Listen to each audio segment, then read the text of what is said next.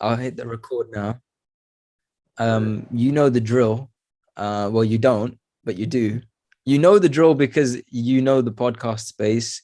You know the drill because you know me and you've watched episodes, but you don't know the drill because this is the first time you've been a guest on my podcast, which is crazy.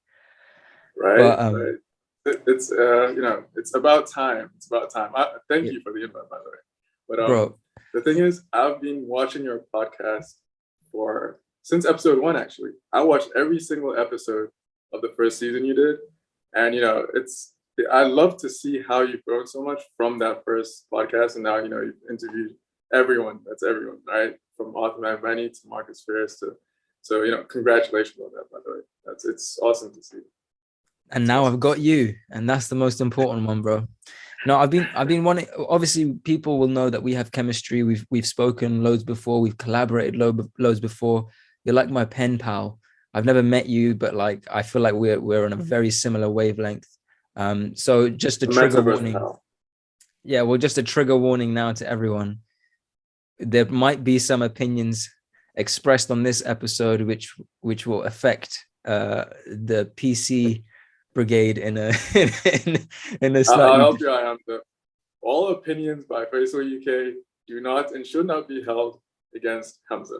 There you go. You've been absolved of all my.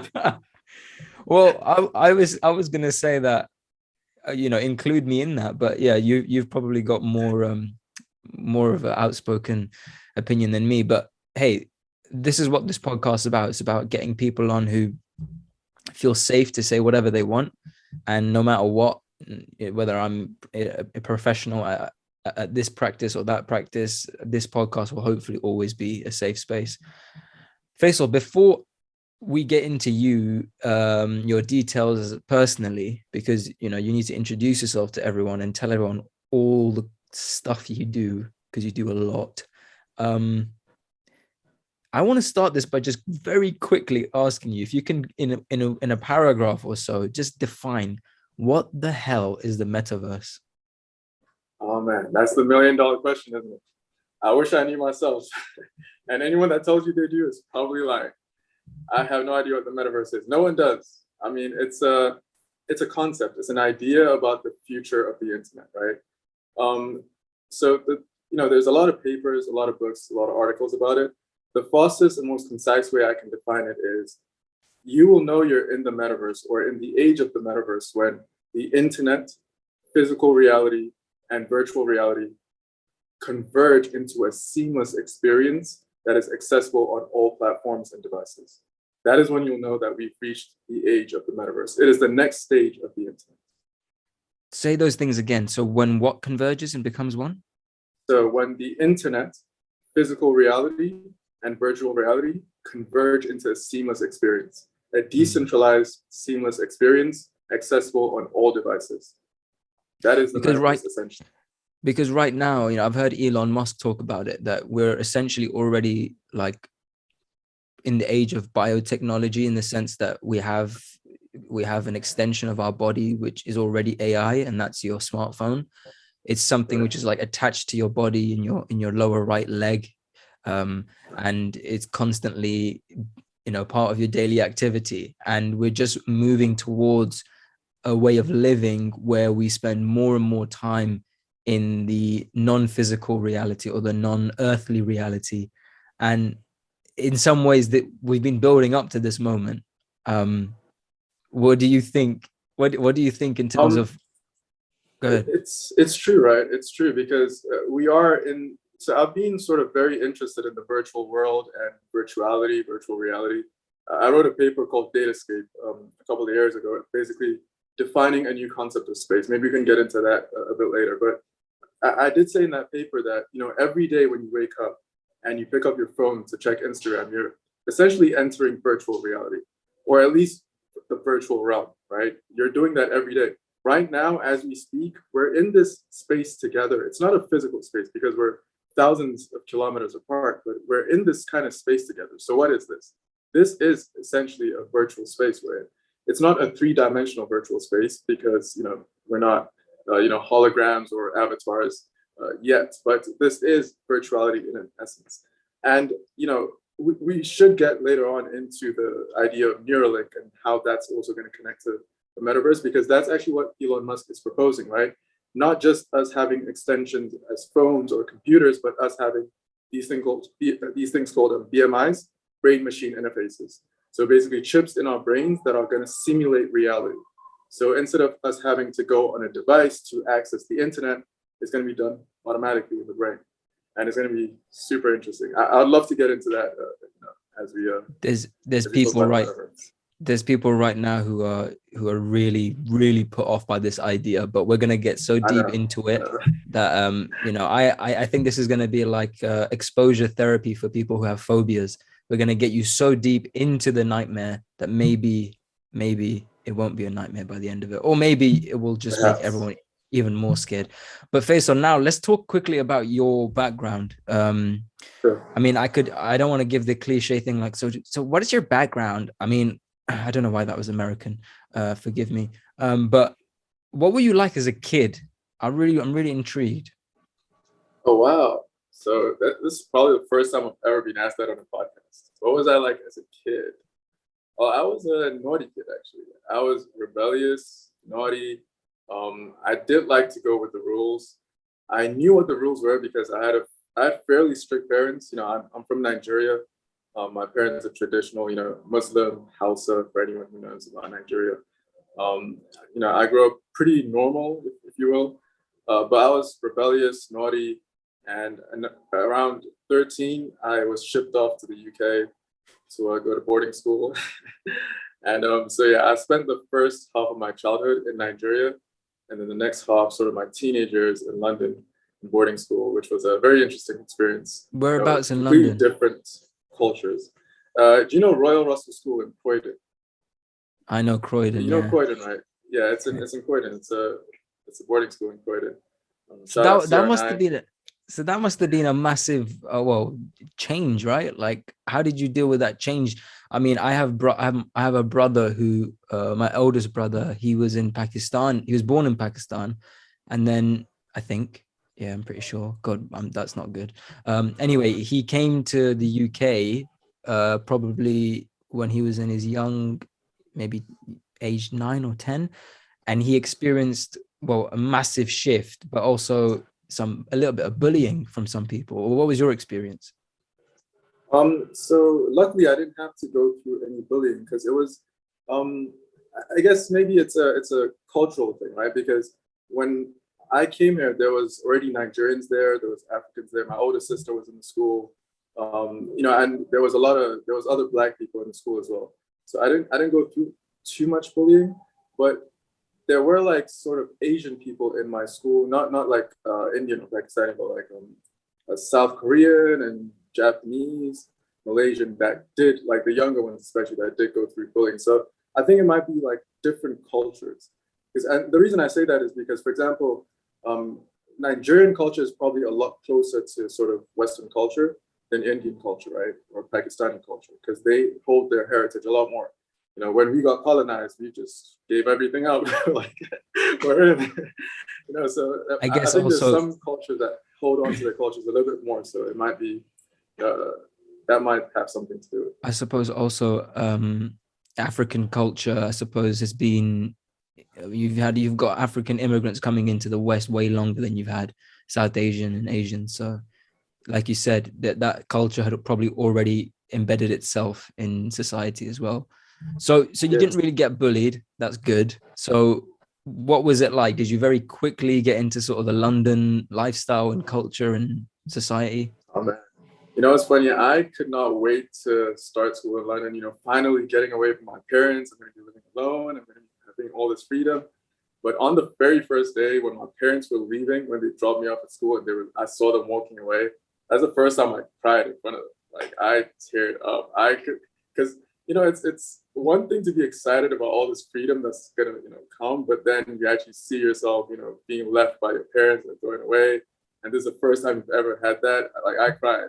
I remember I was like 13 in year 9, and it was a tough couple of hours, but I got over it very quickly. As soon as I met my new friends, we were in this sporting room with like 9 people.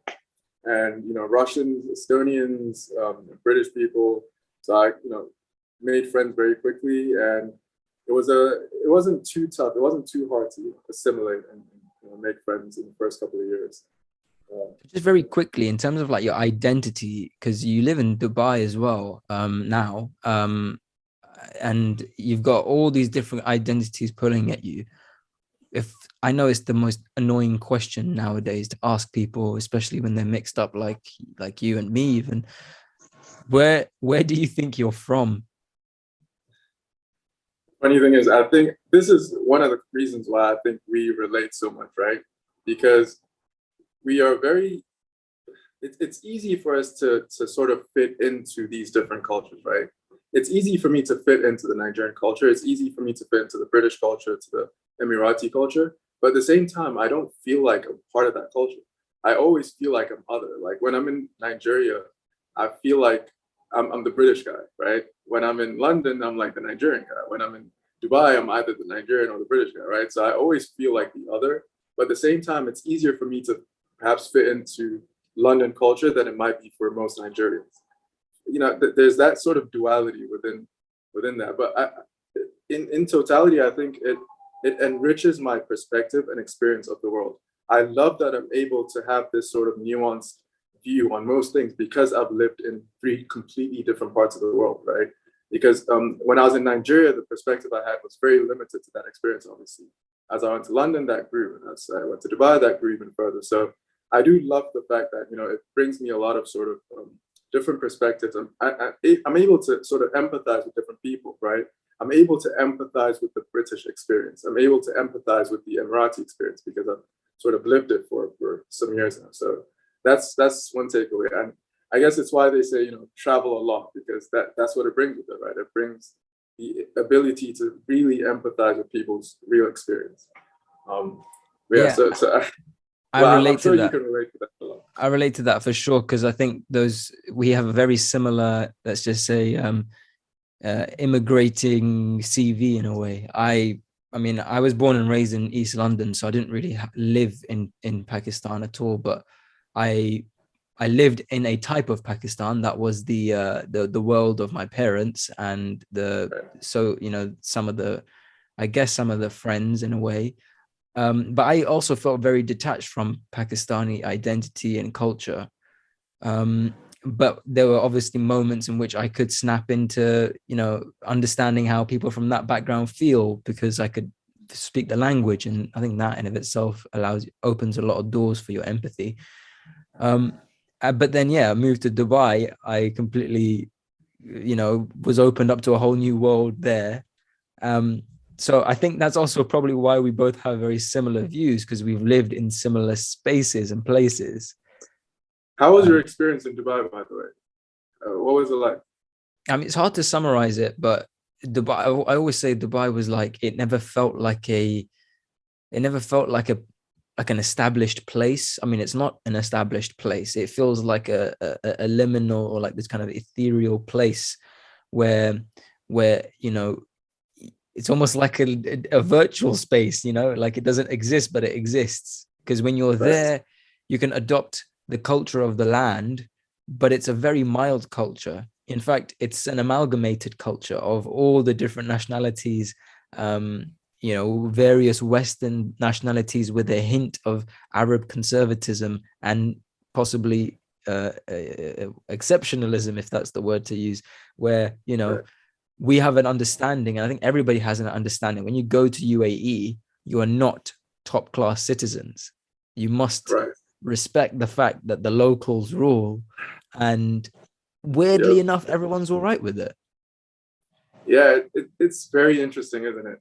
Because it's the complete opposite in pretty much every Western country, right? Where this is completely it's not accepted, right? When you prioritize your locals, that's seen as sort of either racist or white supremacy or whatever. The equivalent of that in the UK is British National Party or possibly even EDL. Right, exactly.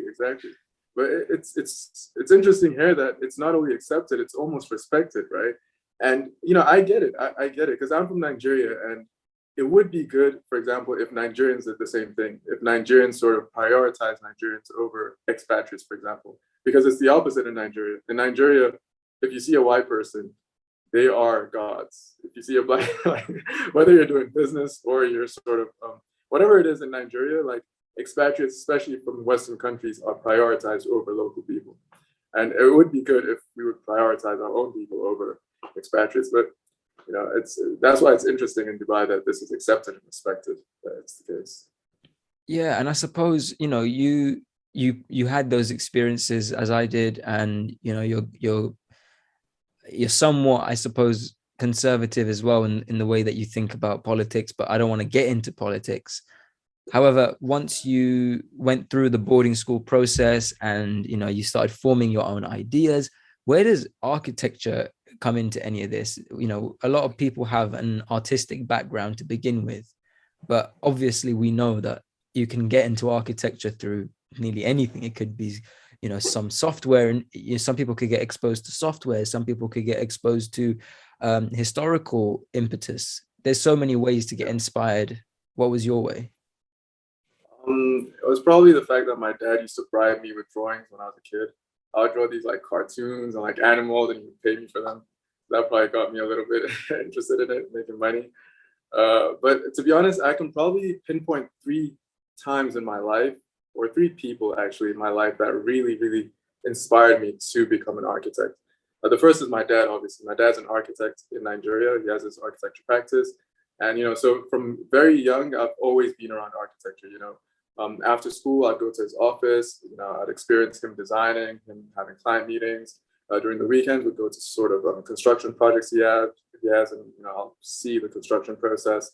So I've been around that from very young. So I always knew that I wanted to do what my dad did. As a Nigerian son, you want to do what your dad does, right? You want to become an architect as well if your dad's an architect. So that was the first time.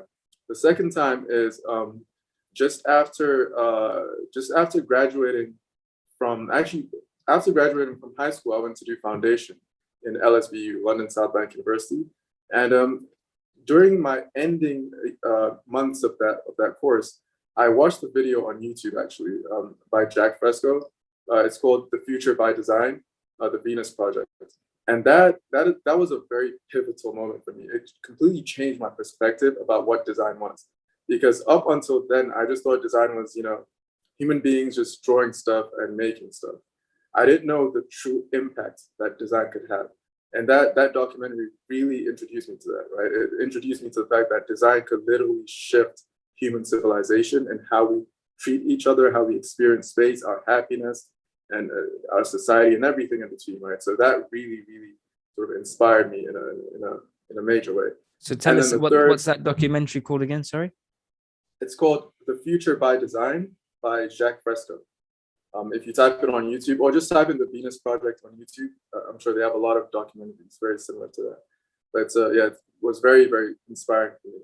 And then the third time I got inspired was actually by, of course, my favorite architects, or architect duo, if you will, Zaha Hadid and Patrick Schumacher. I was gonna joke and say, before you named your 3 inspirations, I was gonna say Patrick Schumacher, but it turns out I was right.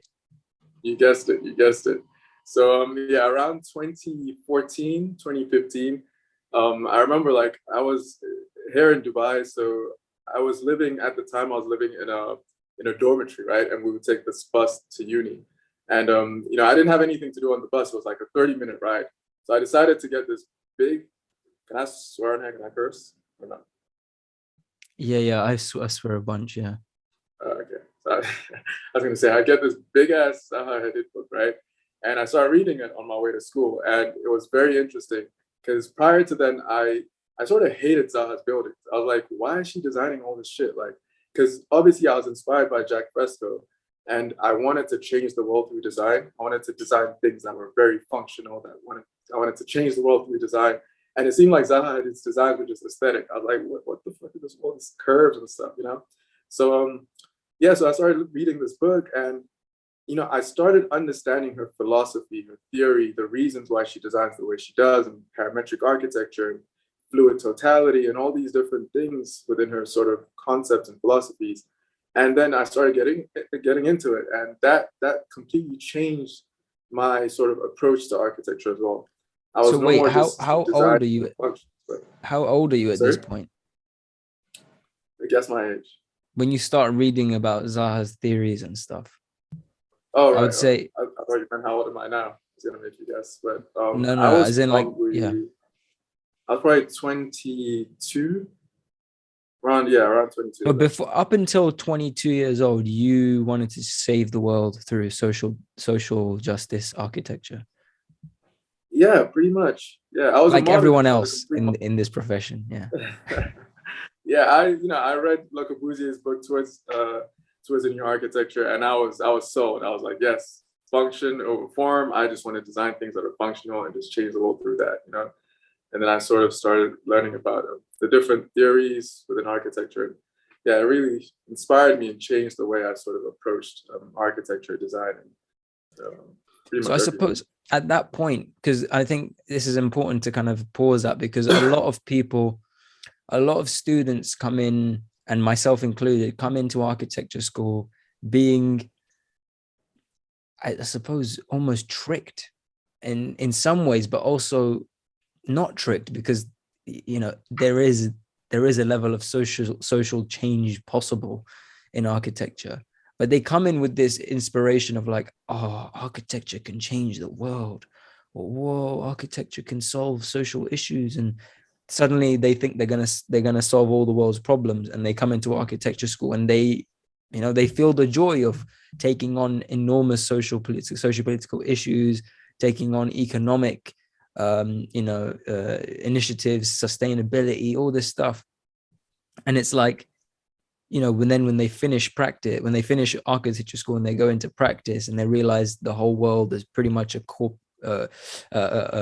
corporate invested, completely capitalistic society, and pretty much function rules, mass production rules, and private clients is pretty much all the clients you'll get nowadays.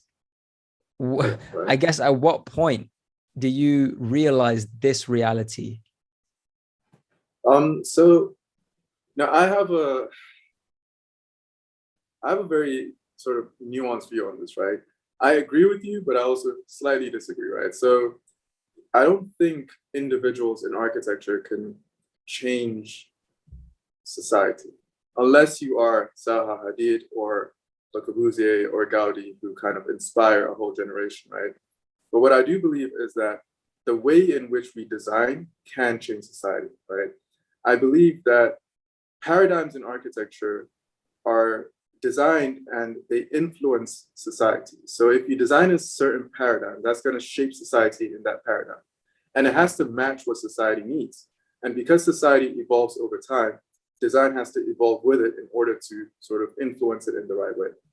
Now, the reason I say all that is because today I believe mainstream architecture is practicing in a way that is adapted to 100-year-old antiquated style of architecture, which is why we see all the problems that we see in architecture today. I believe if we were as a sort of discipline to evolve our architecture to adapt to the current society and the future society, I believe we could make a major impact in human civilization. Now that doesn't happen with just one person. Me as a as a graduate or whatever, or you as a graduate, we can't make any change.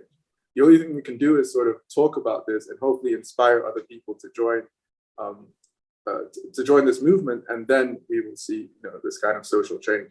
But just to touch on your other point about sort of the corporate nature of architecture, so I think we've spoken about this actually. I've sort of often said there's two major problems to do with architecture. There's an internal bifurcation and external bifurcation.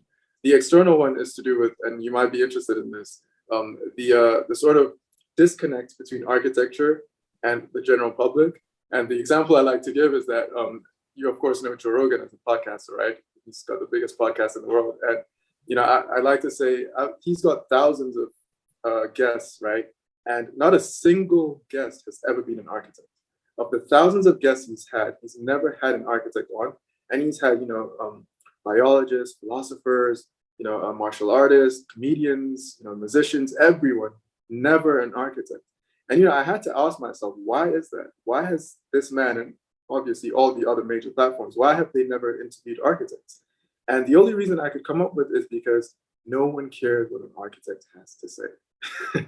They care about what, for example, biologists have to say today because of COVID. They care about what philosophers have to say because philosophy is interesting, and they care about the future of the world. They care about martial artists because everyone watches MMA and UFC.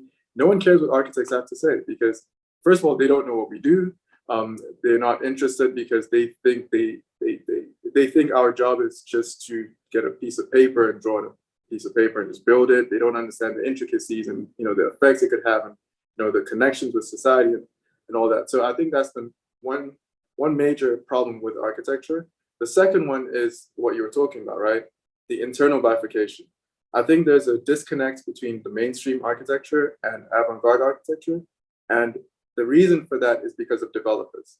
I think they have a stronghold on architecture and affect the way architecture is done. They have the money, so they control everything that we do.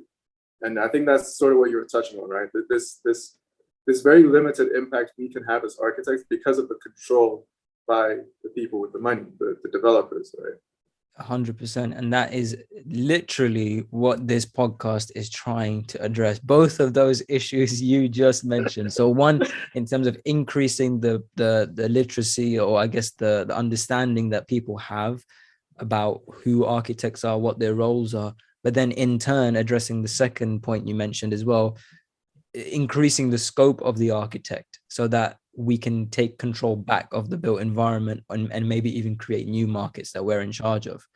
So yeah, that's why I want to explore the multidisciplinary potential of architecture. So you guys are literally witnessing the theoretical mind of Faisal at play here, because he is the master of taxonomy, in my opinion. And I think that's what makes you such a good researcher as well, because you've done extensive research, you've put papers out, you've even engaged with Patrick Schumacher, even in conversations, you've engaged with what's his name, the intellectual Weinstein, not the Eric Weinstein.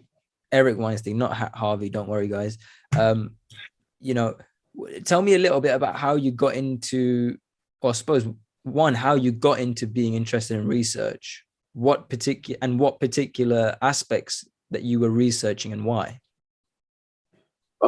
So my research probably started around 2017, really, in depth, because I guess the reason was I've always sort of been ambitious and want to be a visionary and want to change the world, as we all do. And what I found was I kind of reached a sort of a moment where I couldn't do any more than I was doing, right? I felt like all the reading I was doing in architecture, everything I was doing within architecture, there was sort of a blockage where it was like everyone was sort of talking about what architecture is, and I thought there was more to it because I thought there was a problem with architecture, so there has to be more to it.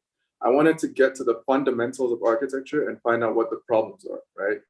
So the first thing I did was I started researching different paradigms of architecture. Why did you think there was a problem? So this is the reason, right? Because I felt like, when you look at different paradigms of architecture, right? When you look at Renaissance architecture, modernist architecture, Roman architecture, these sort of great times of exponential growth and innovation in architecture, and you compare it with today, I feel like we fall short. I feel like these great times in architecture, if you look back in 1,000 years and you were to name the greatest periods, today might not, at least in its current state, will not be in that conversation. And I wanted to explore why that is. Of course, this is a debatable, thing, because some people might think it will, but I don't believe that. And I wanted to explore why that is, right? And so I wrote a paper called "Who Killed Architecture," which was basically me just researching, these different paradigms and what the problems are today with architecture. And then, I had to go deeper because as I started researching that and start asking questions about what is the problem with architecture, I had to start asking fundamental questions, which I did not like the answers to. Like, what is architecture? What is our priority as architects? As I started asking these questions and researching, the answers didn't make complete sense to me. So I had to sort of go deeper and, start getting into philosophy and science and, different areas that architects often borrow from. for example, right? I'll give you one example. The idea of space. We all talk about space a lot in architecture and practice and in school as well. What is space, right? It seems like a very simple question. It seems like something everyone can answer. But if you actually think about it, I would bet that 99% of architects will give a wrong definition of what space is, because our idea of space in the discipline is actually antiquated. Let me try. Sure, go ahead. I mean, I like this because I've always questioned this too. And when speculating on the potential future role of architects, I often say it's going to have something fundamentally to do with we are spatial organizers in whatever way that takes, or spatial designers. I much more prefer the term spatial blah blah blah. But okay, if I was to define what space was, I would say, just top of my head, I'd probably say you could use the space-time kind of framework to say it's something which is completely embedded within time. You could say it's space is the entity that surrounds us. It is the entity that surrounds us in a moment of time in which our senses and our perception and memories can operate. That's really good, actually. That's really good. Yeah, I would add to that. So actually, I would ask you a question. Is it empty or is it full?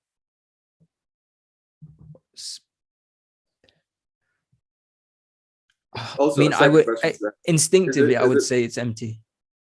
Is it flat or is it curved? Is it static or is it expanding? Okay, I would say instinctively empty, curved, and expanding. Yeah, that's good. That's good. So yeah, so this was sort of why I really got interested in the idea of space, right? Because your conception of space is actually pretty accurate, which is, you do a lot better than most, architects and writers that have been researching and reading, because the way they define space with the sort of antiquated version of it, where they, conceive space to be this empty void that is three-dimensional, that is static, etc. Right? And this comes from a sort of Enlightenment era understanding of space. People like Newton, Immanuel Kant, Gottfried Leibniz, and so on. And so, that's why I sort of got into the idea of space and researching our conception and where it comes from, and then researching the most current or latest conception within philosophy and physics, and trying to update the idea in architecture. And funny enough, while I was doing that, I had to sort of then develop my own concept of space, because it did not exist, right? The closest to it that we had was Patrick Schumacher and Greg Lynn, who, in the 90s sort of really worked on the idea of space and changing our concept from space to fields. But even that kind of fell short of, the future technologies that are gonna. So just give me a progressive understanding in the architectural sense of the definition of space. So I proposed a concept called Datascape. And Datascape is basically a compounding term that uses the term data and scape. Data meaning information, scape meaning a medium. So an information-rich medium. And it has three components to it. It has virtuality, temporality, and field theory. This is how I kind of break it down. Virtuality is basically the extension beyond the physical. So we understand space to only be physical, but in fact, as we now know, space is not just physical. I mean, we're on Zoom here. Although it might not seem like it, we are in some sort of space here, right? It's not physical space, and it's not as obvious because of the 2D configuration. But once you get into virtual reality and the metaverse, which we'll probably talk about in a bit, you will see how space is not just physical. There is a very real, very rich space that is non-physical. And that is what I call virtuality within my sort of datascape theory. And then you have temporality. Temporality relates to the physical space, which has multiple dimensions to it. Currently, the understanding in physics is the space-time concept by Einstein and his teacher Minkowski, But this might change and will most likely change over time. Actually, there's of course the string theory, like M theory, which has multiple dimensions up to 11. There's other theories like geometric unity by Eric Weinstein, actually, which has 14 dimensions. There's others that have 26 dimensions. So there's a lot of proposals within physics and quantum mechanics that have different dimensions that could exist within physical space. So temporality basically covers that, right? Any sort of addition to the dimensions within physical space is what temporality sort of alludes to. And then the third is field theory. This is basically, it's going to be a bit harder to explain. I won't aim to do that on here. I'll just say that it is basically the approach to how objects interact with space. And it is not a one-way approach. It is not just objects exist in space, but the way in which they exist is affected by the space in which they exist. So it's a sort of recursive interaction that objects have with space. And this is sort of my theory of Datascape. And I coined the term in 2017 and wrote the paper in 2018. And it's interesting that now virtual reality and sort of the metaverse is sort of talking about exactly what I was sort of really interested in that moment. Yeah, and this is what I really like about kind of your way of thinking, because you're someone who's not shy of thinking really big. Although you're in a similar stage to me in career and profession and whatever, you're already like dealing with literal fundamental theory of architecture, and it's really quite impressive, to be honest. And I think that's probably why I stay good friends with you, so I can maybe expand my brain a little bit too. But I suppose one question that many people might be thinking right now, after hearing your complex explanations and going into like the physics of architecture in a way, what's the implications of stripping everything down to its fundamental and kind of re-understanding what space actually means in architecture? So it's the Elon Musk approach, right? It's called the first principles approach. And that's why Elon is a genius. What he does is whatever problem he comes by, he asks the fundamental questions, right? He gets to the fundamental nature of the problem, and then he extrapolates to the third order effects. And that's why he creates, whether it's Tesla, SpaceX, PayPal, the Boring Company, Solar City or whatever. That's his approach to everything in life. And that's why he's become so successful. So I try to sort of mirror that approach. And the reason I did this and the effect that it has on architecture is, if I was talking about this 2 years ago, it might be a little bit harder to convince people. But today, everyone in the world knows the importance of virtuality and virtual reality because of this pandemic and lockdown. And this is exactly why architects need to take this seriously. As you rightly said, Hamza, I completely agree with you that architecture's main priority is organizing space, organizing social functions within space, right? I completely agree with that. That is the priority of architects. And this extends to, and this is why we need to understand what space is, because is it only buildings in this physical space, or does this extend to virtual spaces? Because what's happening today is what architects don't realize is that all of this, all the spaces outside our physical spaces are being designed by people that are not experts in spatial design. Tech people, business people, investors, all these people are designing the spaces in which we interact virtually, but they are not experts in this. We go to school for 7 years, literally to learn how to design space. And then we're not engaging in this very pivotal, very sort of important moment of designing space for the future. And that's why I think actually I would advise anyone, any students listening to this to get into designing for virtual reality, because this is the new frontier. This is the future of architecture. We are in the sort of brink of joining the physical with the virtual and entering the metaverse. And we need to be engaged in designing that metaverse. If we are not, others will be, and the spaces will not be designed as they should. And that is sort of my thesis of why I'm so passionate about this and why I think it's important to understand space and therefore design in all spaces, not just physical spaces. Wow. Okay, that's a pretty profound. I suppose the very first question that comes to my mind is, well, there's two questions. One, arguably designing space in the virtual realm is very much you could argue a software designer's remit. It's not necessarily the way in which architects are trained to design, let's say, an architecture school. Of course, the sensibilities of spatial design are going to be fundamental to us, in the sense that we know form generally follows function, but we also know the nuances of function following form, because we know the concepts of follies, we know the power of ornament, we know all these deeper aspects of it. So I suppose that's why you are somebody who is trying to update the definition of space as well, because in some ways, once we update that, then I suppose our pedagogy is going to drastically change as well in architecture school.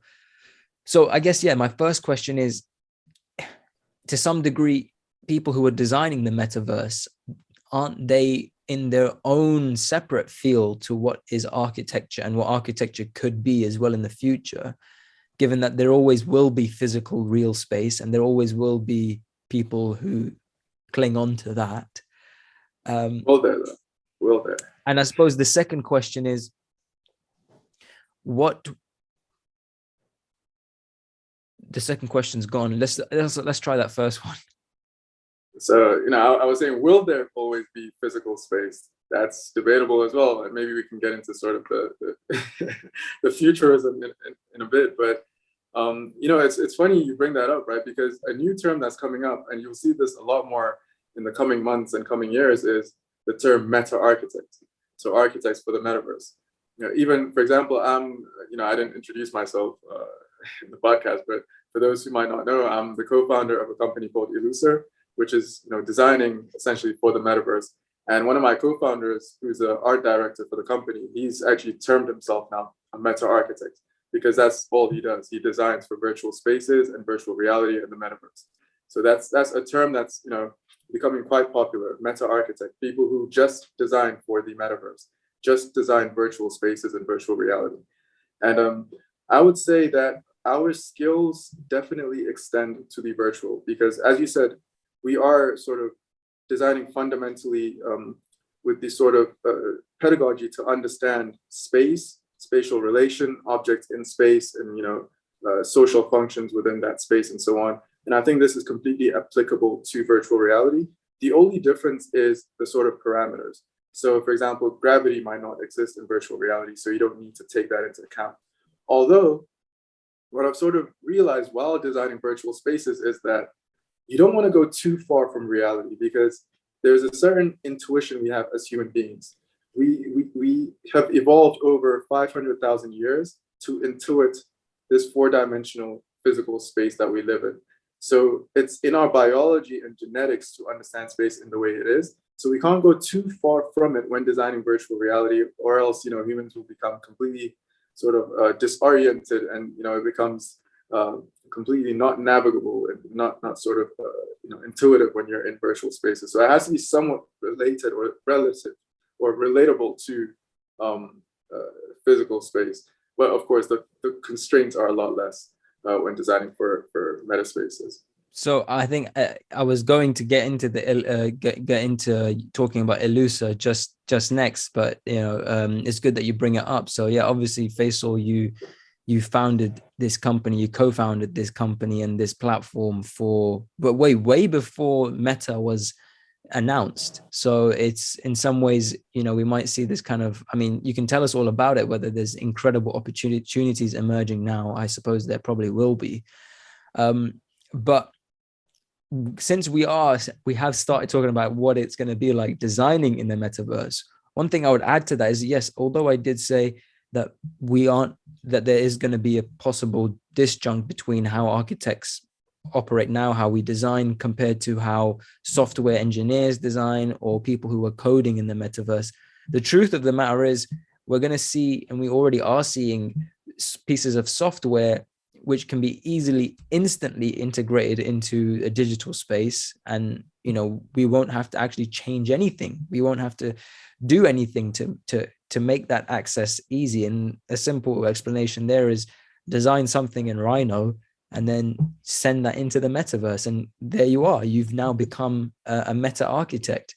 I have to admit, I was thinking very deeply about this since planning to speak with you, that what would I design if I was to design something in the metaverse, and it didn't hit me straight away that I would not be designing with the constraints of physical constraints that we have, like gravity and air resistance, and even pollution in some ways is a constraint. There's so many constraints, lighting, everything, so many things. So you would almost have to unlearn all of those things, and if in order for you to design in the metaverse. In some ways you would maybe not unlearn, but learn a new reality, a new area of constraints. But the thing that is quite exciting is we also learn about adapting to new constraints as architects.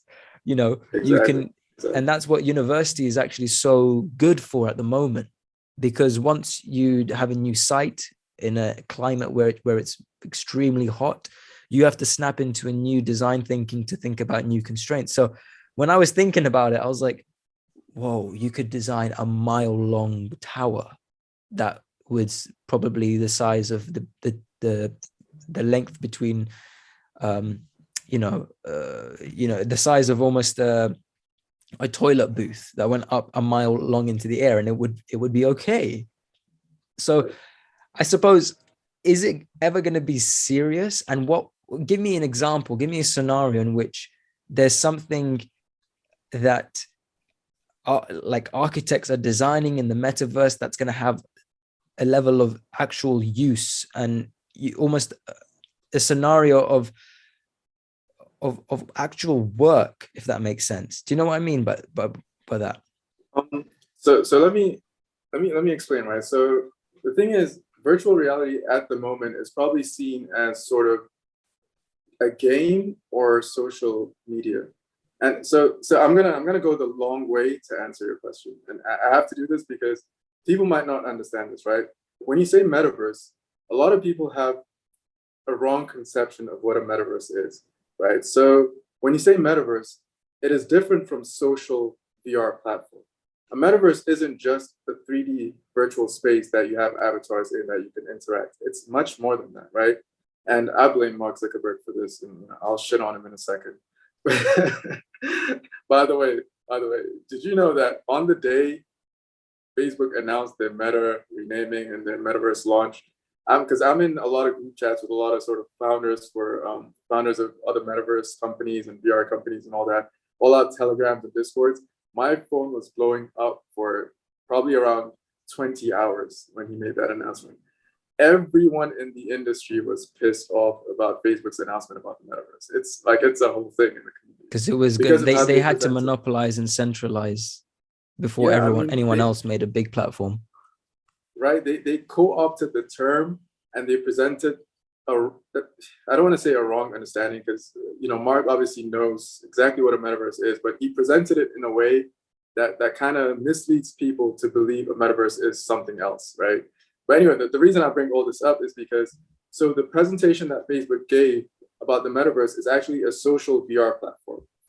And so this is the conception that people have, this sort of playground or sort of gaming that we're going into. But actually, the metaverse is very, very real.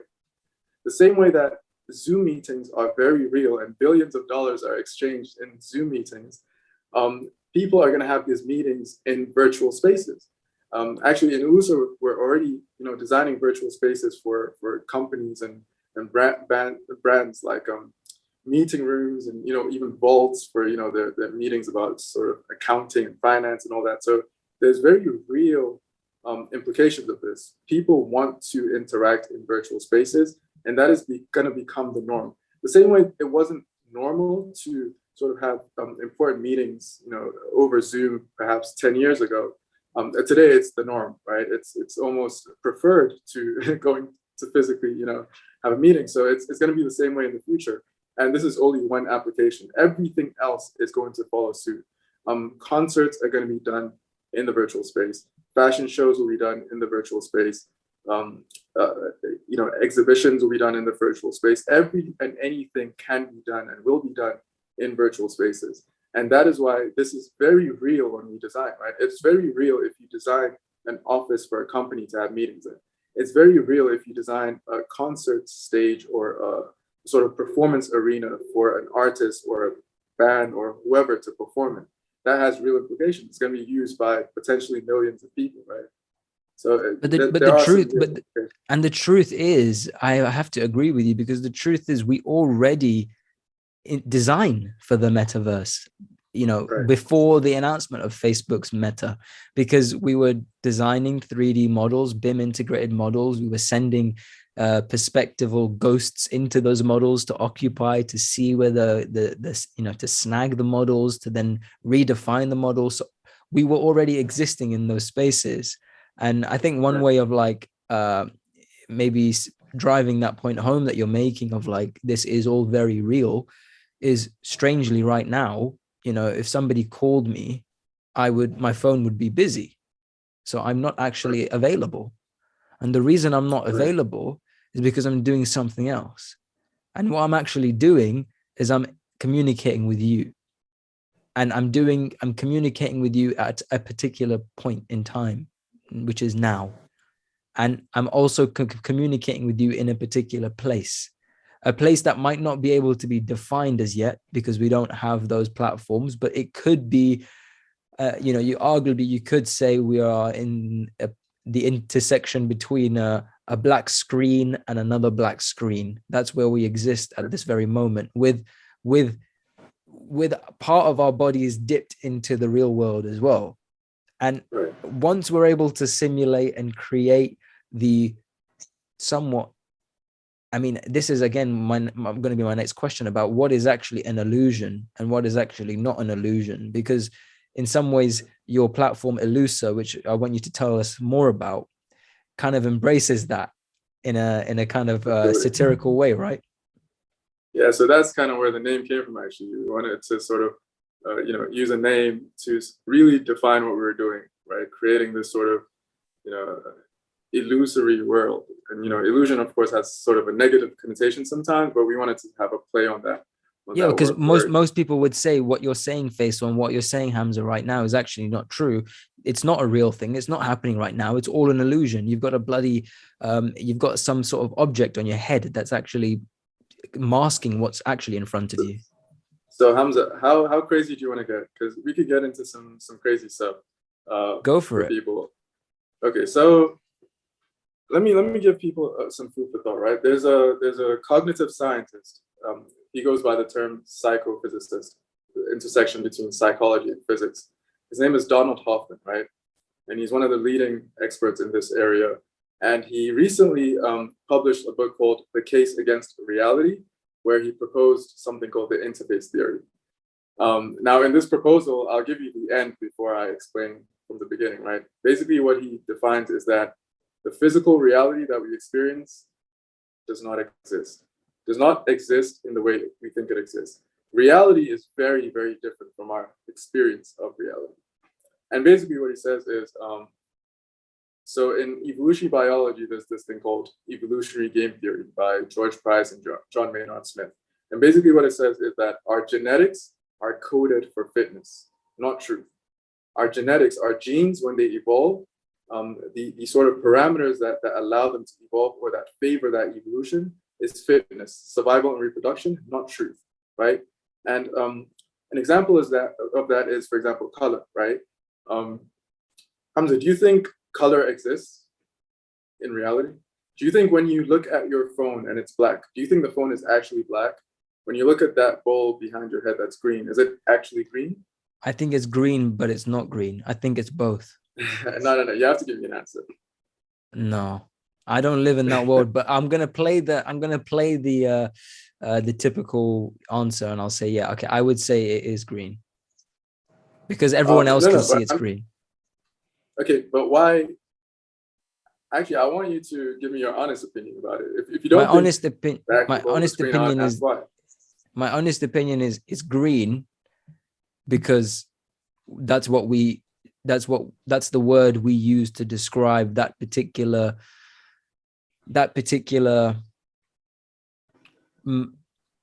this is a thing, like how do you even describe it, the tangibility of a color? We all agree on the idea that a particular object is called a particular thing, and right. So I'm not actually talking about. I'm not talking about the terminology. I'm talking about the appearance of it, the sort of subjective quality, as they call it, the subjective quality that it has. Does it actually have that? Or is it our experience that is manifesting it? Ask me in another way. So I'll explain, right? So I would say, and Donald Hoffman would say, and actually most physicists and philosophers today would say, the ball is not actually green. Reality doesn't have color. Color is an experience we have of reality. And the reason for that is color needs three things in order to exist. It needs an object with properties, it needs light, meaning photons, and it needs something to transmit and interpret that information. Without any one of these three things, color does not exist. So without light, you don't have color, right? If there's no light, there is no color. Without an object with properties, you do not see color. Without something to actually transmit or interpret that information, there is no color. So when you close your eyes, right, or when you don't have light, that object itself doesn't actually have color. All it has are wavelengths and frequencies. And those wavelengths and frequencies are giving or are sort of being transferred through that light and telling your eyes and your brain to interpret that in a certain way. And that's how we see color. Without human beings or without animals or without any conscious, cognitive, or sentient beings to interpret color, it doesn't actually exist. There is no such thing as color. There is no such thing as sound. There is no such thing as smell. There is no such thing as touch. All these things are experiences we have of reality. So are you saying to a duck, there is no such thing as green?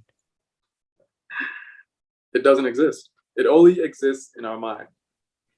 It doesn't, the object itself does not actually have a color. It only has a color because we experience it with that color. The object itself doesn't have a color. And I'll give you another example that Donald Hoffman gives, right? When you open your computer and you have a screen in front of you, right? And you have sort of folders, whether they're sort of yellow folders on Windows or the blue folders on a Mac, you have these folders which represent something, right? These are icons. Behind that, what you have are transistors, binary codes, and all sort of complex information going on. But that icon represents something. It simplifies it so that you have easy access, easy understanding of it, and you can use it, right? That is what he says reality is. Reality is, or the reality that we experience, it is just an icon of the actual deeper complexities going on in nature. And if you talk to a quantum physicist, they'll tell you that everything is waves. And only our experience of it makes it appear as a particle, and then we have physical reality. But I won't get into that. But basically, so what you're saying is, and what you're saying these theoreticians are saying is, our reality right now, the tangibility of this microphone right now is as real as the folder on my computer right now that says spreadsheets. No, what they're saying is that what you're touching is not what actually exists. Your experience is telling you that this is real and this is the truth and this is what exists, but it's not actually the reality that exists. And I'll give you an example since we're talking about color, right? We all know that the electromagnetic spectrum is very wide, but we only see a very narrow band of visible light: red, orange, yellow, green, blue, indigo, violet. We don't see anything above violet. We don't see ultraviolet. We don't see gamma rays, X-rays. We don't see anything below red. We don't see infrared. We don't see radio waves. We don't see microwaves. We only see visible light. The reason for that is because we evolved in the savanna plains of Africa, where it was beneficial for us to see that very narrow band of light because we needed to run away from lions chasing us, and we needed to eat fruits and vegetables, right? We didn't need to see gamma rays. We didn't need to see X-rays or radio waves because they didn't sort of affect our evolution. And this is his argument, that we experience only the things we need to survive and in a way for us to survive. We don't experience the reality that's actually out there. And that is why, right? Sorry, go ahead. So what are we? I mean, we're humans, hopefully, for the time being at least. But it sounds like we're nothing more than experiencers. by that framework? Yeah, I mean, we are essentially experiences, but what we are experiencing is an icon of reality.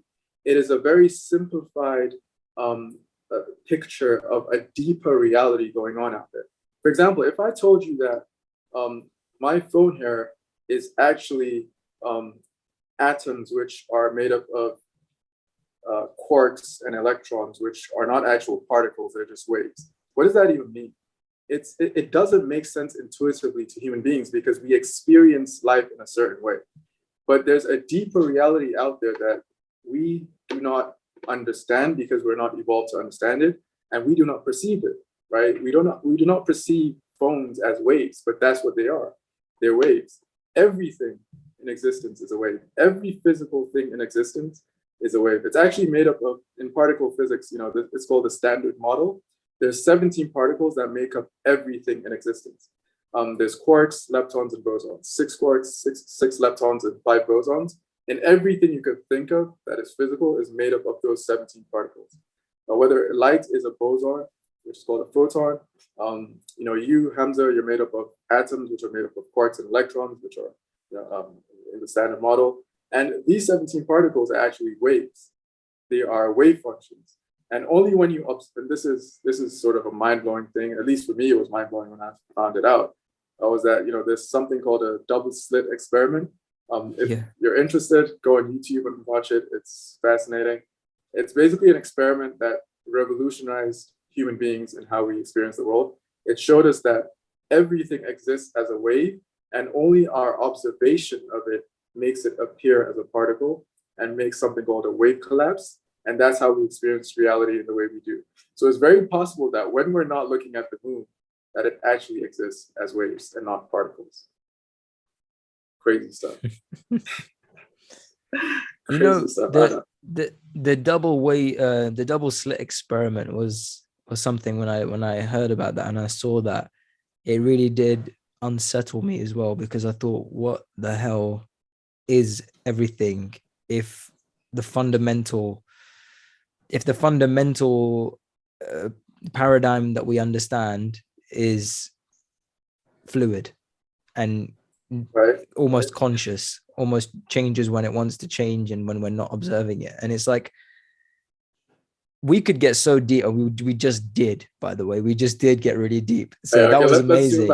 But so like with all, no, that was good to do, because with all of that in mind, what does that actually mean for this new way of existing? And also bear in mind the possible negative effects that people would say is related to it, in the sense that you have very tangible issues that occur if you detach yourself from this physical reality we live in right now. Right. For example, if you spend way too much time online, or you spend way too much time, disassociating yourself from what's happening in the real world, and you're spending your time playing video games, or you're spending your time using VR goggles, you can become very dissociative. Your social skills will become absolutely destroyed, and your health will deteriorate. Your blood pressure drops because you're not moving around. What do you say to that? So there's actually a lot of research being done at the moment by psychologists and neuroscientists, understanding the implications of spending time in virtual reality. And, there's many different opinions about this. Some people suggest you spend 30 minutes at a time in complete virtual reality, and then you kind of take it off, get back into physical reality, and then you can jump back on.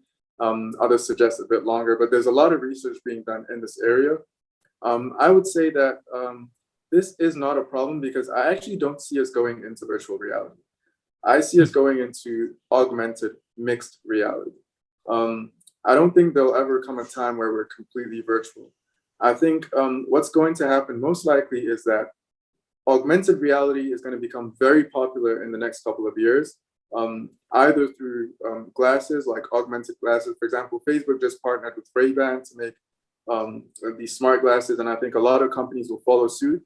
And so far, there's still a bit, there's a lot of hardware problems with that, but I think someone's going to get it right soon enough, and we're going to get into the age of augmented reality through smart glasses. And that might evolve into sort of contact lenses And then shortly after that, I think by then, Elon Musk Neuralink will be fully functional for the general public. And then we're going to move into the age of brain-machine interfaces, which will completely revolutionize the way we experience things. So I don't think we're ever going to have the problem of virtual reality, of people just going into complete virtual spaces becoming a problem. I don't think that's ever going to become a problem. Of course, there's going to be a small sector of society that will do that, for example, sort of enthusiasts and gamers and whatnot, but I don't think the general public is ever going to get into that. So I don't think it's something we have to sort of fear. That's really interesting, because it's like saying virtual reality has been around for a very long time, and it's no new thing, but what's happening now is more moves are being made, and virtual reality is like almost like a stepping stone to something more tangible, right, which is going to be AR.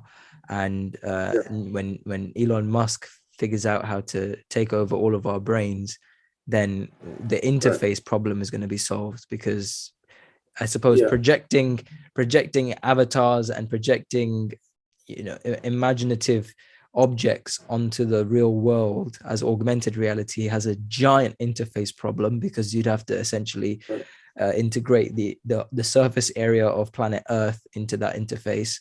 I mean, or you just change our brains. I mean, shout out to Elon Musk. I love the way he thinks. But it's no coincidence that Google has been mapping the Earth for decades now, right? Or not decades, perhaps just over a decade. I can't remember when Google Earth launched, but it's no coincidence. I mean, all this data, sort of big data, is being used in certain ways, and mapping that. So for example, by the way, there's two types of AR, right? In totality, they're called mixed reality. Actually, let me paint this out for people, because I think this is important for people to understand, right? So think about extended reality is the term that's used. So first, let me give you the terms, and I'll explain the whole thing, right? There's XR, extended reality, MR, mixed reality, and then there's AR, augmented reality, and VR, virtual reality. And let's call this PR, physical reality, right? There's all these different terms, right? But the best way to understand it is think of it as a spectrum. On one end, you have VR, virtual reality. On the other end, you have physical reality. And then bang in the middle, you have mixed reality. And on both sides of that mixed reality, you have augmented reality. Because there's two types of augmented reality. There's an augmented reality that is basically when you overlay virtual reality onto physical reality. But then there's also the opposite, when you overlay physical reality onto virtual reality. These together are called mixed reality. So there's virtual, which is completely immersive. There's augmented, either way, which is mixed reality, which is sort of in the middle, and then there's physical reality. And what I think is the future is going to be a mixed reality. It's going to be an overlay either in the virtual or in the physical, but never fully in the virtual. And we're going to move out of being fully in the physical as well. I don't see a future where only physical reality exists. I think perhaps 99% of human beings are going to interface with the metaverse and virtual reality and augmented reality in the next maybe 50 years. I think we're completely going to be immersed the same way we're immersed in the internet. I think this is just an evolution, the next step of the internet, the next step of the internet age. So I think everyone's going to be immersed in this. And again, as you said, I think that the easiest way to get into this is augmented reality, because we already have it on our phones, right? We all have augmented reality devices, right? AR devices, which is why Pokemon Go and games like that and filters on Snapchat and Instagram, this is why they're so popular. This is all AR, right? So we have the devices already. And I think this is an easy way to get into AR. And then we're going to have more sort of seamless devices like smart glasses. And then that's going to sort of lead us and make us more comfortable to accept new technologies like Elon Musk's Neuralink. So just two quick questions. And what the first one is, let's do Elon Musk first, because this Neuralink thing scares a hell of a lot of people. I don't know if I know enough about it. It scares the crap out of me. I think in some ways it's a bit of a marketing ploy for him to like come out with things that are just so next level and almost scary, and then he starts to bring them back to a level and balanced point. But what the hell is the Neuralink, and why do you think it's a good idea for a chip to be in our brain that could potentially mess with the way we see and perceive things? So Neuralink is a brain-machine interface. It's not the first of its kind. There's already existing Neuralinks. They've been in existence for many years now. It's basically a chip in your brain that interfaces or interacts with your neurons, and through that, of course, your brain controls the whole of your body, and through interacting with your brain, it can control any part of your body, and you can control it as well. The reason Elon Musk is doing this is actually because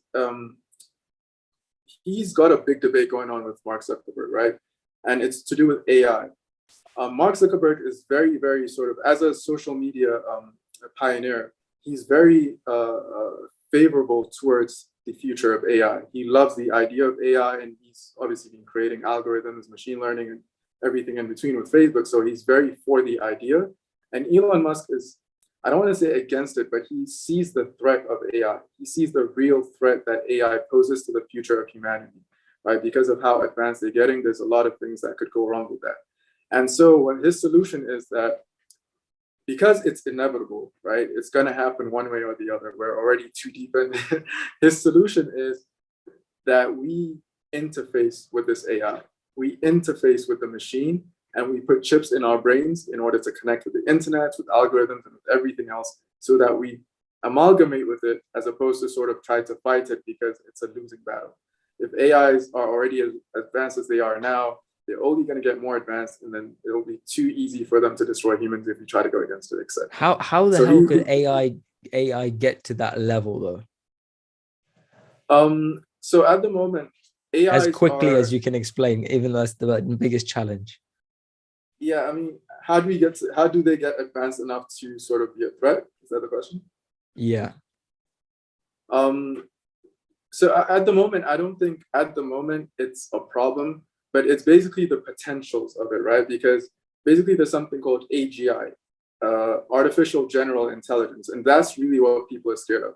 Because there's artificial specific intelligence. For example, on your phone, you have Siri, you have Alexa, you have a lot of different AI systems, even different, even on Rhino, you have ways to sort of implement AI systems, because essentially what they are is just a set of algorithms, right? But the thing is, these are specific types of intelligence. We are very comfortable with machines having a specific type of intelligence. Calculators have existed for a long time. They are way more intelligent than human beings because they do a specific thing and they do it very well. But when they get generally intelligent, when they're able to do pretty much everything, that is when it gets scary, because that is when the fear of them thinking for themselves comes along, and therefore could pose a threat. For example, if we code a machine learning system, right, to say that we wanted to create the best environment for the Earth, the first thing that they might propose is that human beings are a danger to the Earth, and therefore, in order to create the best environment for the Earth, it has to get rid of human beings, and it might execute that plan. Now, this is, of course, a sort of doomsday scenario, but what if that happens, right? See, I've heard things like this, and I've heard him talk about it, and like he carries the charm of like world genius, and I think we as humans also want to be. We also love to kind of romanticize people like that, and I there's no doubting that he's a genius. But like in that scenario, which he often cites himself, is someone still has to. There still has to be a human that executes that still says, presses the red button, or initiates that code, or creates that monster in the first place. And I understand that we're also in the phase of like constant development, constant improvement, and it's inevitably going to happen one day, I suppose, is the answer, right? No, but the problem is, if that was the case, there wouldn't be a fear.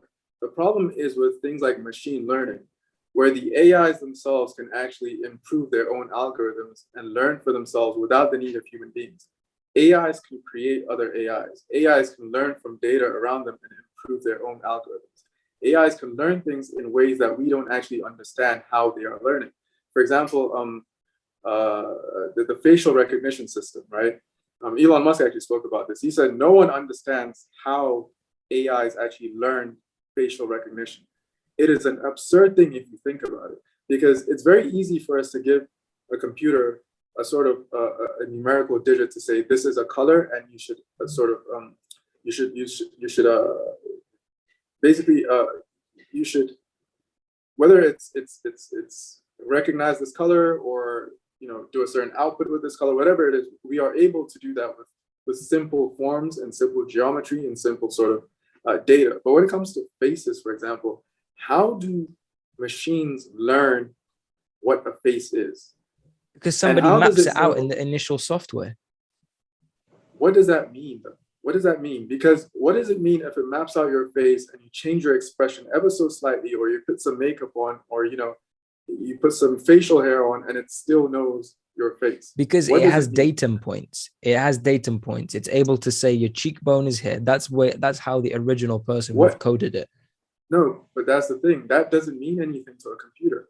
A computer doesn't know what a cheekbone is. There's no such thing as cheekbones to a computer. A computer is processing ones and zeros, binary digits, right? So how does it use ones and zeros to understand that this is a certain thing in your body, and this geometry is all one, and it's a certain way, and even if it changes, it's still part of that same geometry? It's like going, I mean, this is like the interface. This is literally the interface. We're talking about interface here, and it's like on one end of the extreme, you've got the starting point, if you like, for that interface, which is what is the object interfacing. And let's say it's the computer or the AI. Its fundamental language is what you're describing, which is ones and zeros. And then let's go to the very other side of it, which is what is the end result of that interface, or what is it interfacing with? And that is, okay, it's a set of data points on a particular object seen through some sort of seen through some sort of sensory technology, like a camera, right? So for you to start equating, how can we understand how ones and zeros turn into facial datum points? It's like, well, we could if we got that entire interface stream or line and went through each one, and then went from ones and zeros, it goes to the circuit system, the motherboard of the computer. The motherboard of the computer was invented by X, Y, and this guy, and that essentially then translates to how that hardwires into your computer. I'm not asking how binaries turn to the result of facial recognition. I'm asking, how do machines learn to recognize faces? Forget about the binaries, forget about the algorithms. How do they recognize faces? And now, obviously, they can do this with pretty much everything. They can recognize any kind of object that is, that exists, right? But how do machines do that? Human beings do it in a certain way. Let's speak in examples, right? So, like, let's say there's a database on a person's computer for like the company they work for, and every time an employee rocks up to the door, they have to face the camera, and then it says authorized access, Faisal UK entering the building. Boom, you go in. Well, surely that's, I mean, to answer the question, how do they do it? They do it because they've got a fundamental data set to say this is Faisal's face, save that. Then when you see, the code is then when you see a new face, when you start to sense the face, match Faisal's face and every other employee's face in an instant of a second, because that's the power of the computer, with every face that you see, and then see where the matches are based on particular datum points. And because they don't have any time constraints and they have a instant computing network, of course, it's just going to match it, and that's it. It's done. So let me give so when a computer recognizes a face and takes the data of a face, right? How does it do that? Does it do that as pixels? Because what kind of information is stored in the computer? Or is it a three-dimensional sort of data set? How does it recognize a face? Because again, remember, we see objects and we name the objects and we see them in a certain way. Computers do this digitally through, that's why I brought up binaries, because when we see a picture, we are forming a sort of reality about that picture. Computers don't see pictures. They see pixels, which are numbers. Yeah. I mean, look, I'm no expert, but as far as I would say it does it through, depending on what the software being used to to create that interface is using. So, I mean, one example could be it's like a vector-based system, where I've seen examples where if you're mapping someone's face, the computer uses a vector-based software that some human has coded, because let's remember, we are the only conscious sentient beings, really For in now, that. apparently. Yeah. So like it's going to use vector mapping in some ways, where it would say, okay, here's a datum point. It's able to recognize shadow, which is then translated into depth, so that it knows that, okay, so you point one point here, another point there, and then creates a vector map. So, okay, perfect.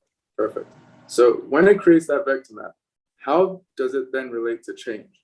So when you have a slightly different facial structure or slightly different facial expression, how does it know that that's the same face? the same face or a different face? Because the data is completely different, right? It mapped out a certain type of data. You presented it with data that's completely different, but it still maps it to be the same. It still correlates it to be the same face. Okay, you got me there. I don't know, but I'm sure a software expert knows.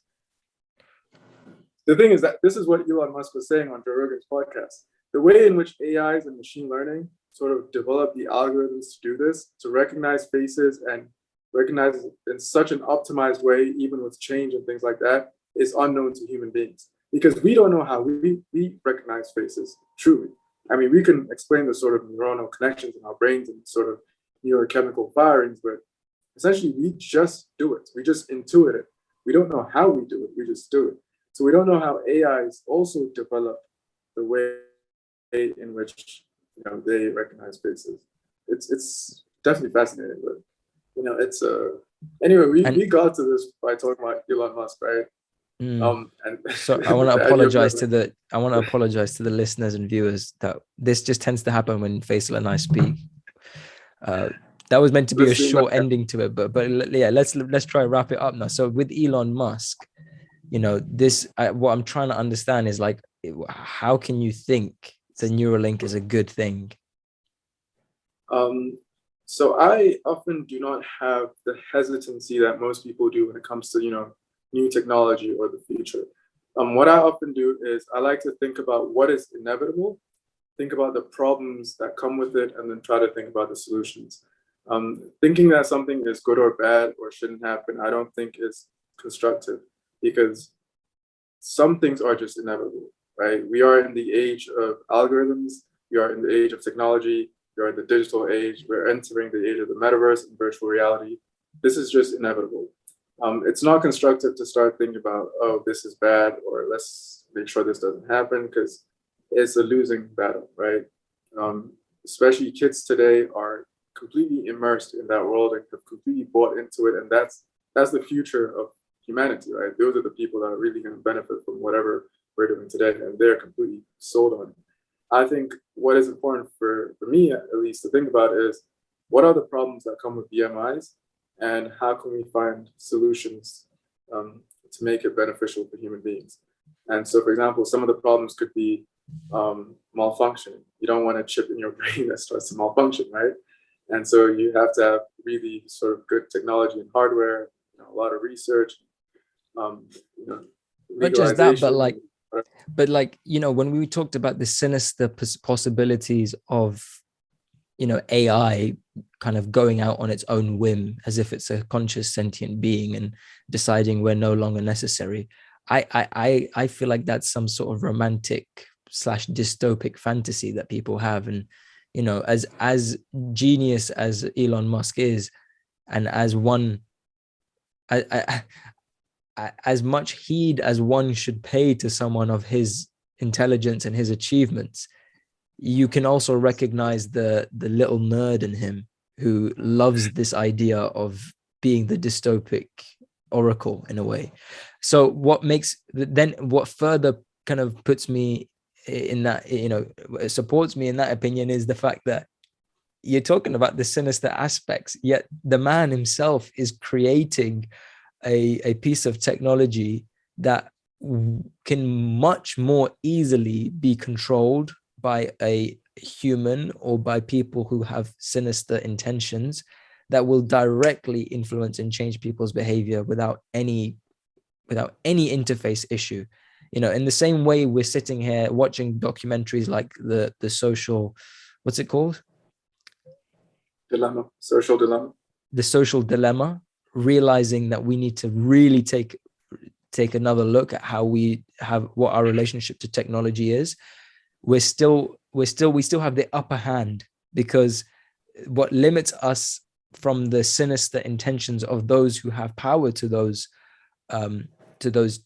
technologies in terms of influencing us, like Instagram's algorithm, those who control it, those who control Facebook's algorithm, is we can literally put the phone down, or I can put it in a safe and throw the key in the ocean, and I'm no longer subject to that level of control. But once Can that you, chip, can you though? you can easily, you will no longer being influenced by this phone, so long as your behavior can be rehabbed. Can you though? Yeah, you can. Compare. Okay, if you can you really? Well, the simple point I'm making is my phone can no longer send me algorithmic notifications if it is no longer there. I mean, you can always take the chip out of your brain, right? How you can take the chip out of your brain, but you can't just put your phone down. You can't just put the chip down. It's embedded within your bloody body. You'd have to go through a surgery. And if it was the NHS, you'd probably have to wait 15 months before you get allowed to go and get that removed. Shout out to the NHS. I'm not shitting on them, support.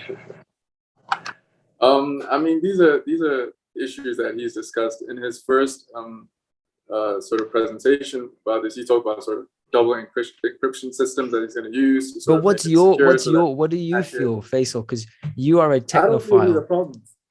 I don't feel these are problems. I think whatever problems you think it's going to come with Neuralink is already here, right? We've already seen what Russian hackers can do.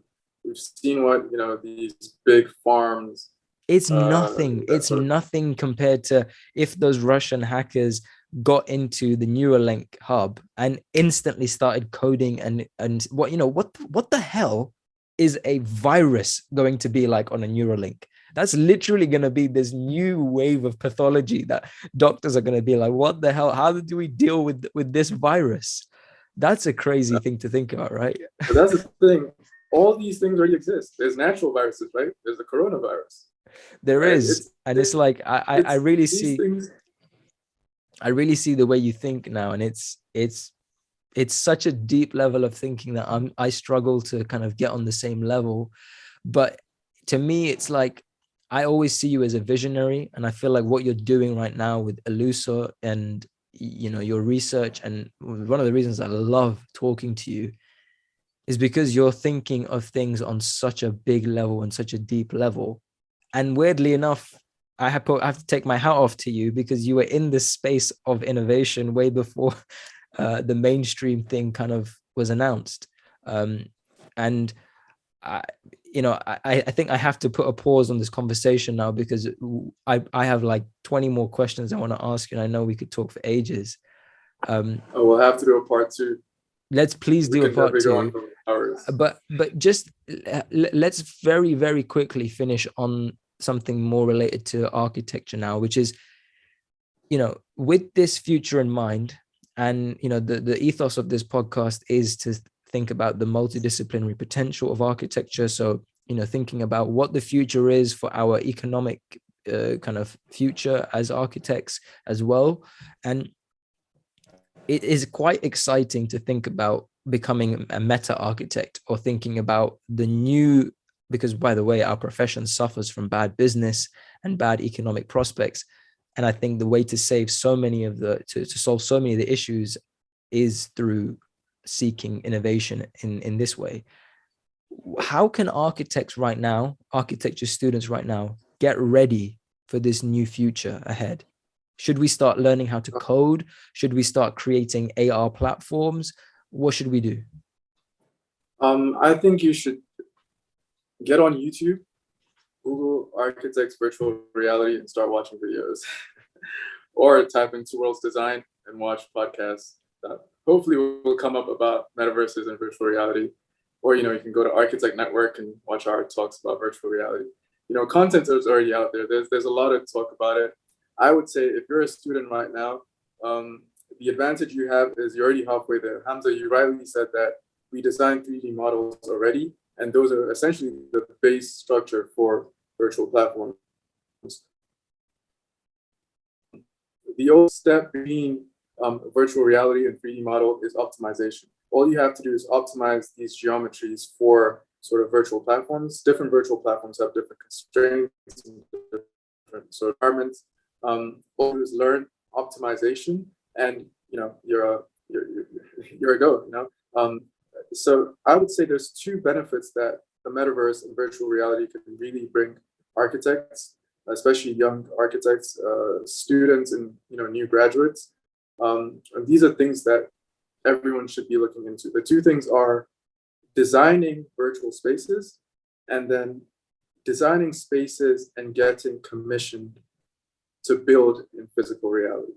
So the first one is you can get clients that want to design virtual spaces and don't know how to, and you design it for them the same way you would get clients for physical reality. With this Facebook announcement, what it did is, even though it opens up the biggest competition because the big fish is now in the water, what it did is it opened up conversations with the general public. Now everyone wants to design a metaverse.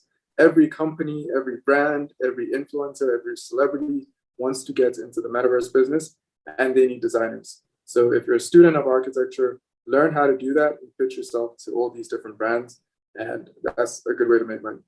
That's the first thing. The second thing was getting commissioned within the metaverse. What that means is that the problem me and Hamza talked about today, I'm talking to the audience, that's why I'm talking to you in third person, but the problem me and Hamza talked about today is, developers having such a stronghold on architecture. And the best way, the easiest way, and the way I see architects sort of solving this problem is getting money from somewhere else. Crowdfunding through blockchains, smart contracts, NFTs in the metaverse. Designing projects that are meant for physical reality, uploading them into virtual platforms that people can experience and therefore fund and perhaps even invest in, and then getting that funding as sort of the money to build in physical reality. So you don't need big clients anymore. You don't need developers anymore. You don't need government agencies anymore. You can get people, the general public, the users that you're designing for, to actually fund your architecture. I think these are the two biggest things that will benefit us. That's amazing. And so could we design, me, let's say right now, could I design something right now, like a space, like an architectural structure that I could pitch to you and say, okay, Faisal, I would like to exhibit this. I'd like to pitch this for Elusa. Is that an example of a template that could work? Yeah, absolutely. Absolutely. So we're actually working with designers now because we're trying to grow the team and grow the world as well that we are designing. So we are partnering and collaborating with artists and designers and architects. So absolutely, yeah, that is a model that I think people should be more proactive towards, and pitch ideas. And it's great experience as well, right? Because when you pitch your idea to one person, if it doesn't work, you can pitch it to someone else, and the more experience you have through that, the better you get at it. But definitely, I mean, Hamza, we can talk after this if you're serious. You can definitely do something together. I am. No, honestly, I've been thinking about it for a long time, but this is the perfect place to wrap up. And guys, just so you know, this is part 1. There's going to be probably part 20 by the sounds of it, because we need to get into the depths of what actually you are doing with Elusa. We need to know everything about it. I think it's a crucial time for us all now that we need to get into this space. We need to understand what's happening in order to push the boundaries of our profession to a new place. This is exactly the kind of conversation I want to have on these podcasts. So thank you so much, Faisal. Till next time. Hamza, it's always great talking to you, man. It was light when we started. It's dark now. I can see your window. Or is it? Yeah, but is it? Am I seeing things? Is it an illusion? Is it an illusion? Yeah, thank you for the invite, man. This was great. And I'm enjoying your podcast. I watch your podcast with Charlie and with Marcus Spears and Arthur Mani, and hopefully you keep bringing out these cool ass episodes and creating content for us. We're really excited. So thank you I for the appreciate it, invite. man. No, thank you. And is there anything, what links would you like me to leave in the description? Is there anything people can check out right now? Can we submit models to Elusa yet? Come on. So we are planning something big for January. Actually, we're launching something big. I can tell you afterwards what it is, Hamza. We're planning something big for Eluser. So definitely follow Eluser on social medias. It's ILLUSORR. If you are a designer, you can pitch to us as well. We are actually growing our team, so we're hiring people at the moment. We're looking for digital artists, digital creators, Unreal Engine experts, and just content creators and videographers. Even if you have skills in CGI, VFX, animation, Blender, Maya, etc. We're looking for people like that. So yeah, hit us up on social media or email, info@eluser.com or media@eluser.com. And we're looking to hire. So definitely, hit us up. How exciting. All right, guys, here's to the new future. Will it be nightmare? Will it be heaven? Who knows? Until then, well, until next episode. Yeah. Well, let me do the outro again. Bro, you know what? You've just kerfuffled my brain. So let me just make it simple. I'll see you guys on the next episode. See you in the metaverse. There you go. See you in the metaverse.